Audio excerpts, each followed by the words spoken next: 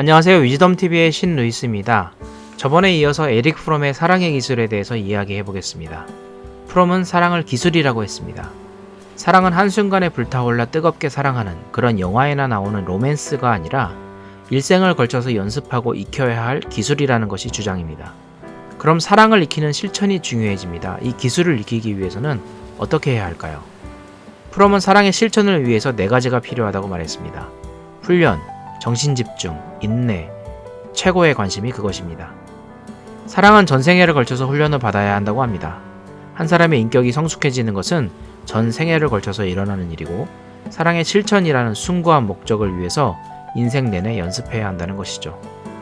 그리고 역설적으로 사랑을 잘하기 위해서는 혼자 있는 시간을 잘 보낼 수 있도록 마음 관리가 필요하다고 합니다. 혼자 있는 고독과 명상을 통해서 오히려 사랑을 잘하게 된다는 것이죠. 온전한 정신집중을 통한 몰입은 누군가를 사랑하기 위해서 꼭 필요합니다. 그리고 인내가 필요합니다. 혹시 성과가 더딜지라도 참고 계속 정진해야 한다는 것입니다. 마지막으로 사랑을 최고의 관심에 두어야 합니다. 이렇게 듣다 보면 마치 사랑을 연습하는 것이 수행하는 것과 같다는 느낌이 듭니다.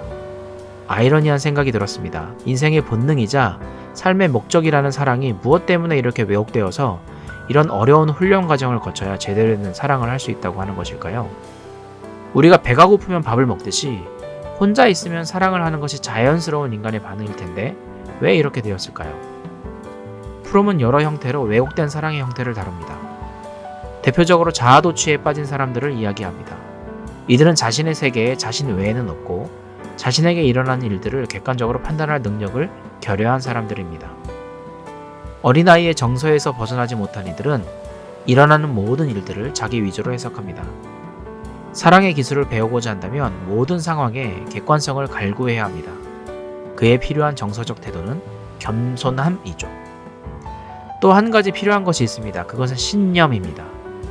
영어로 번역하자면 faith입니다. 때로는 신앙 혹은 신뢰 등으로 해석되는 단어입니다. 자아도취는 세계가 좁은 사람들을 의미합니다. 아직 자신의 세계에 자신을 가장 아끼고 사랑하고 최고로 여기는 어머니와 가족들만 있고 나머지와는 관계를 맺지 못하는 상태입니다. 이들이 이 세계를 벗어나는 방법은 그 외의 타인들에 대한 합리적 신념을 갖는 일입니다. 이는 이성이 건전하게 성장했을 때 가능한 일입니다. 과학도 이런 합리적 추론과 연구자의 고든 신념에 의해서 발전을 했죠. 사랑도 마찬가지입니다. 이 신념을 갖기 위해서 필요한 것은 용기입니다. 한 사람이 타인과 관계를 맺기 위해서는 그 관계에서 실패하고 상처받을 각오가 있어야겠죠. 하지만 이것이 두려워 계속 멈춰 있다면 이 사람은 사랑에 무능력한 사람이 되고 맙니다. 이런 사람에게는 지속적인 활동이 필요합니다. 사람과 사람의 관계가 두려워도 지속적으로 도전하고 맺는 그 활동 자체가 연습입니다. 프롬은 자본주의 사회가 인간과 인간관계를 왜곡하고 있는 부분을 지적합니다. 과거에는 인격과 인격으로 만나서 관계하던 사회에서 서로의 필요에 의해서 거래하고 만나는 관계가 사람과 사람의 관계를 피상적으로 만들고 인격과 인격의 만남을 축소시켜 결국 사랑에서 소외된 인간을 낳는다고 말합니다. 이는 다른 많은 사회학자들을 통해서 듣던 내용이기도 합니다. 이것이 한 사람의 인격이 성숙해가는 과정, 그리고 관계를 맺는 과정에 큰 영향을 미친다는 것이죠. 모든 것이 거래 중심인 시장경제에서의 인간관계는 기브 앤 테이크입니다. 합리적인 거래관계, 계약관계입니다. 하지만 사랑은 계약관계가 아닙니다. 본래 인간관계는 이렇지 않았습니다. 인격과 인격이 만나 교제하는 것이었습니다. 다만 필요에 의해서 재화 서비스를 교환했었습니다. 하지만 지금은 주객이 전도되었습니다. 꼭 비즈니스 현장이 아니더라도 사람들은 사랑관계를 이런 식으로 맺는 것에 익숙합니다. 이 사람은 뭔가 네트워킹을 해놓으면 나중에 쓸모가 있겠으니 종종 연락해서 친분을 잘 쌓아놔야겠어. 이런 식의 사고방식 말입니다.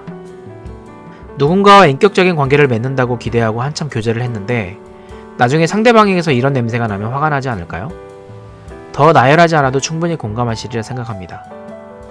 프롬의 사랑의 기술을 한마디로 요약하자면 사랑이란 한순간에 피었다가 지고 마는 감정이 아니라 끊임없이 노력과 훈련이 필요한 기술이자 결단이며 의지이다 라 할 수 있겠습니다.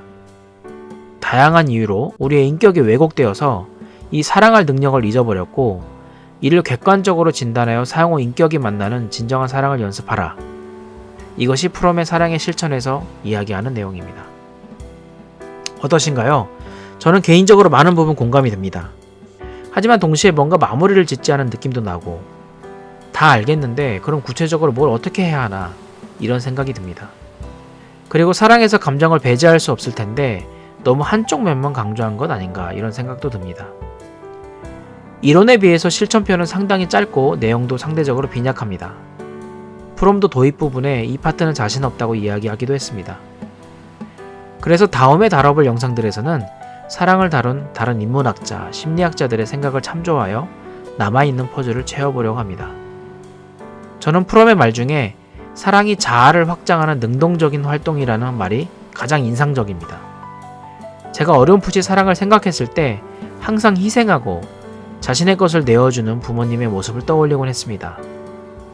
분명 자신을 희생하는 행동이 위대한 사랑이 맞지만 사랑의 희생이 전부라면 아마 고통스러워서 자신을 그곳에 던지려는 사람은 많지 않을 것 같습니다. 하지만 일방적인 희생이 아니라 자아의 확장 혹은 능동적인 활동이라면 좀 더 용기가 나고 지속 가능하지 않을까요? 바쁘고 항상 머릿속에 무언가로 꽉 차 있는 현대인들이 어느새 마음이 냉랭해지고 외로워지기 쉽습니다.